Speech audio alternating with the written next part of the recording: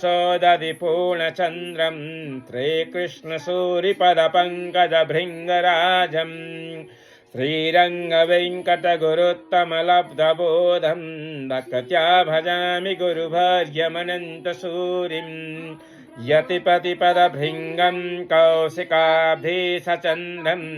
सठरिपुमतसकतं वादिसिंहार्यभकतं कमलनयनमार्यानन्तवर्यैकशिष्यं सकलबुधवरिष्ठं योगिराजं भजामि श्रीलक्ष्मी ससठारिनाथ यतिराट् गोविन्दपादानुगम् नित्यं ध्यातरहस्यतत्त्वविमलं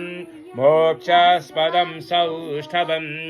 श्रीयोगे कमलार्यदेशिकदया भिक्षादिशोभायुतं